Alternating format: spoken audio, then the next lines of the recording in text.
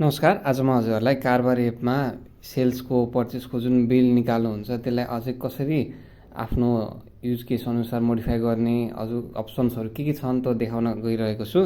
र उदाहरणको लागि मानौँ यो पार्टीमा यो सेल्समा गयो भने यहाँ हजुरले टपमा पिडिएफ भन्ने आइकन देख्न सक्नुहुन्छ र यहाँ क्लिक गर्नुभयो भने हजुरले यसको बिल निकाल्न सक्नुहुन्छ। र यहाँ देख्न सक्नुहुन्छ आफ्नो व्यापारको नाम, सेल्सको र बिलिङ आइटम्सहरूको टोटल कति भयो त्यो सबै यहाँ हजुरले देख्न सक्नुहुन्छ। र यहाँ तलबाट स्टाइल, सेयर, डाउनलोड र प्रिन्ट पनि गर्न सक्नुहुन्छ यो बिललाई। र स्टाइलमा हजुरले सिलेक्ट गर्नुभयो भने दुई प्रकारको स्टाइल यहाँ दिन्छ, एउटा सरल र स्ट्यान्डर्ड। र स्ट्यान्डर्डमा चाहिँ हजुरले लेआउट यस्तो हुन्छ है, सरलमा चाहिँ यस्तो हुन्छ। र तलबाट कलर पनि चेन्ज गर्न सक्नुहुन्छ हजुरले। उदाहरणको लागि मानौँ यो ब्लू कलरमा बिल यस्तो देखिँदो रहेछ, यो कलरमा यस्तो देखिँदो रहेछ। र यही कलरमा हजुरले यो बिललाई सेयर, डाउनलोड र प्रिन्ट पनि गर्न सक्नुहुन्छ।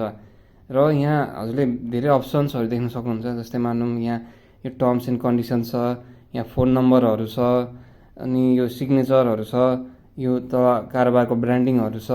र यो सबलाई कसरी म्यानेज गर्ने, कसरी चेन्ज गर्ने त्यो आज हामी हेर्नेछौँ यो भिडियोमा। यसको लागि हामी सर्वप्रथम त हाम्रो सेटिङ्समा जाऊँ। सेटिङ्समा यहाँ तल यो इन्भोइस सेटिङ्स भन्ने अप्सन छ, यसमा क्लिक गर्नु होला। र यहाँ क्लिक गर्दाखेरि सबभन्दा सुरुमा हजुरले यहाँ धेरै अप्सन्स देख्न सक्नुहुन्छ। सुरुमा एउटा शर्तहरू भन्ने छन्, यसमा क्लिक गऱ्यौँ भने बाई डिफल्ट यस्तो छ, thank you for doing business with us. यसलाई हजुरले मोडिफाई गरेर आफ्नै केही नियमहरू के राख्न सक्नुहुन्छ। जस्तो उदाहरणको लागि नो रिटर्न भनेर हामी हालिदिउँ, यसलाई सेभ गरौँ। र यो हामीले टर्म्स एन्ड कन्डिसन सेट गऱ्यौँ। अब यो कहाँ देखाउँछ भने हेर्नको लागि यसमा ब्याक जाऊँ र अघिकै सेल्समा जाऊँ है। र यहाँ हजुरले देख्न सक्नुहुन्छ टर्म्स एन्ड कन्डिसनमा नो रिटर्न भनेर आइदिएको छ, दुईटामा नो रिटर्न भनेर आएको छ। र यो यहाँ तपाईँले यसरी म्यानेज गर्न सक्नुहुन्छ। र फेरि जाऊँ अरू अप्सन्सहरू हेरौँ के छ। यसको लागि सेटिङ्समा, इन्भोइस सेटिङ्समा र शर्तहरूको त हामीले हेऱ्यौँ। र खाता मोडमा चाहिँ हजुरले जस्तो पसलहरूलाई जसले चाहिँ सेल्स पर्चेसहरू राख्नुहुन्न, खाता नै धेरै राख्नुहुन्छ बाँकी खाता, उहाँहरूको लागि अप्टिमाइज गरेको सेटिङ्स हो। यसको हामीले छुट्टै भिडियो बनाएको छौँ, हजुरले युट्युब च्यानलमा हेर्न सक्नुहुन्छ। र यो अर्को अप्सन चाहिँ कारोबारमा पार्टीहरूलाई कारोबार सेयर गर्दाखेरि लिङ्क पठाउनुहोस्, यसको चाहिँ हामीले छुट्टै भिडियो पनि बनाएको छौँ हाम्रो युट्युब च्यानलमा, त्यो पनि हेर्नु होला। र हामी तलको अप्सनमा हेरौँ, इन्भोइसमा व्यवसायको लोगो देखाउनुहोस्। र यसमा हजुरले अन गर्नुभयो भने आफ्नो लोगो इन्भोइसमा देखाउँछ। जस्तो अब हामीले यो अन गरेको छौँ र यसको लागि हजुरले बिजनेसमा आफ्नो लोगो हाल्नुपर्ने हुन्छ। र व्यवसाय सेटिङ्समा गएर हजुरले यहाँ आफ्नो लोगो क्यामेराबाट या ग्यालरीबाट सेलेक्ट गर्न सक्नुहुन्छ। र हालिसकेर यहाँ सेभ गर्नुभयो भने हजुरको आफ्नो लोगो सेभ हुन्छ। जस्तो उदाहरणको लागि मैले यहाँ कारोबारको लोगो हालेको छु र यसलाई अब मैले ब्याक गरेर कुनै इन्भोइसमा खोलेर हेरेँ भने यहाँ हाम्रो लोगो देखाइदिन्छ यसरी है। यसमा तपाईँले आफ्नो बिजनेसको लोगो पनि देखाउन सक्नुहुन्छ। र फेरि अरू अप्सन्स हेरौँ सेटिङ्समा गएर के छन्। इन्भोइस सेटिङ्समा इन्भोइसमा प्रत्येक सामानको छुट विवरण देखाउनुहोस्। जस्तै यो भनेको चाहिँ हाम्रो सेल्स गर्दाखेरि ओभरअल डिस्काउन्ट दिन्छ, तर बिलिङ आइटम्समा पनि डिस्काउन्ट दिन सकिन्छ हरेक आइटममा। यो अन गर्नुभयो भने चाहिँ तपाईँको हरेक सेल्स क्रिएट गर्दाखेरि डिस्काउन्टको फिल्ड देखाउँछ बिलिङ आइटम्समा। जस्तै उदाहरणको लागि यसलाई मैले अफ गरेँ, अहिलेलाई अफ गर्दाखेरि एउटा मानौँ सेल्स क्रिएट गरेँ यहाँबाट, र यहाँ सामान छान्नुहोस्मा यहाँ डिस्काउन्टको अप्सन हुँदैन, त्यो अफ गर्नुभयो भने। र अन गर्नुभयो भने चाहिँ यहाँ डिस्काउन्टको अप्सन्स हुन्छ है। र अरू अप्सन्सहरू हेरौँ हामी यहाँ। अहिले म यसलाई इनेबल गरिदिन्छु। र यहाँ जस्तै इन्भोइसमा इमेल ठेगाना देखाउनुहोस्, जुन अगाडि हाम्रो फोन नम्बर, बिजनेसको नाम, एड्रेसहरू देखायो, इमेल पनि देखाउन सक्नुहुन्छ। यहाँ क्लिक गर्नुभयो भने र फोन नम्बर देखाउँथ्यो, त्यो फोन नम्बर पनि देखाउने नदेखाउने यहाँबाट अन अफ गर्न सक्नुहुन्छ। र बिजनेसको एड्रेसहरू देखाउने कि नदेखाउने बिलमा त्यो पनि यहाँबाट अन अफ गर्न सक्नुहुन्छ।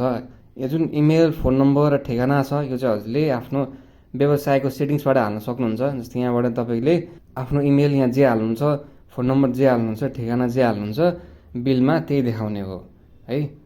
र यसमा हामीले ब्याक गरौँ र यति अप्सन्स हामीले हेऱ्यौँ। र अब आयो हेरौँ यो इन्भोइसमा सिग्नेचर देखाउने होस्, र यो पनि तपाईँले अन अफ गर्न सक्नुहुन्छ। बाई डिफल्ट अन छ, र हामीले आफ्नो सिग्नेचर पनि हाल्न सक्छौँ है। त्यसको लागि चाहिँ ब्याक गएर यो व्यवसाय सेटिङ्समा गएर हजुरले यहाँ तल हस्ताक्षर हाल्नु भनेर अप्सन्स देखाएको छ। यसमा तपाईँले यहाँ क्लिक गर्नुभयो भने एउटा यो बक्स आइदिन्छ है, र यसमा आफ्नो सिग्नेचर हाल्न सक्नुहुन्छ। जस्तै उदाहरणको लागि म एउटा सिम्पल इन्भोइस यहाँ हाल्छु र यहाँ हाल्नुहोसमा क्लिक गर्नु होला, र यो क्लिक गरिसकेपछि हजुरको इन्भोइसमा सिग्नेचर अटोमेटिक बसेको हुन्छ।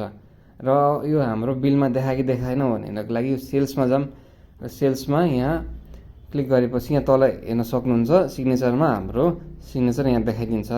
र यो सेटिङ्सबाट अफ पनि गर्न सक्नुहुन्छ, अन पनि गर्न सक्नुहुन्छ। र आउनुहोस् बाँकी अप्सन्सहरू फेरि हेरौँ। सेटिङ्समा जाऊँ, इन्भोइस सेटिङ्समा सिग्नेचरको त हामीले हेरिहाल्यौँ, र यहाँ हजुरले आफ्नो ब्याङ्कको विवरण पनि हाल्न सक्नुहुन्छ है। त्यसको लागि यसलाई अन गरिदिउँ, र अन गरिसकेपछि ब्याङ्कको विवरण चाहिँ कहाँबाट हाल्ने भन्दाखेरि व्यवसाय सेटिङ्सबाट यहाँ क्लिक गरी ब्याङ्क एकाउन्ट हाल्नुहोस् भन्ने अप्सन छ। जस्तै यहाँ ब्याङ्कको नामहरू हाल्न सक्नुहुन्छ। जस्तै मानौँ एनएमबी ब्याङ्क भनेर मैले यहाँ हालेँ। खाता नम्बरमा आफ्नो केही नम्बरहरू हाल्नु होला, खाताको नाम जस्तै म यहाँ समीर फुयाल भनेर हाल्छु, र यसलाई म सेभ गर्छु र यहाँ अपडेट गर्छु, र आफ्नो यहाँ ब्याङ्कको डिटेल्स यहाँ सेट भएको छ। र आफ्नो ब्याङ्कको डिटेल्स हजुरले इन्भोइसमा देखाउँछ। अब जस्तै मानौँ यहाँ पिडिएफमा जाऊँ, र यहाँ ब्याङ्कको डिटेल्स भनेर यसै देखाइन्छ। र यहाँ जस्तै मानौँ यो बिलमा सर्टेन पैसा तिर्न बाँकी छ भने यो ब्याङ्क डिटेल्स यहीँ हुन्छ, र पार्टीलाई तिर्न सजिलो हुन्छ यसबाट।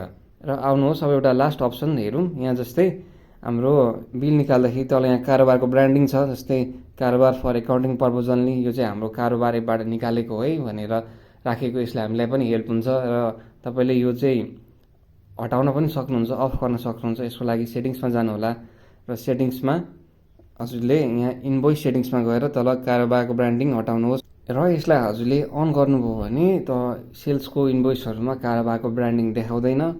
र यसरी नै हजुरले हाम्रो यो कारोबारमा इन्भोइसहरू कस्टमाइज गर्न सक्नुहुन्छ। आफ्नो लोगो देखाउने, सिग्नेचर हाल्ने, ब्याङ्क डिटेल्स हाल्ने गर्ने, त्यो सबै यहाँ सेटिङ्सबाट हजुरले मिलाउन सक्नुहुन्छ। धन्यवाद।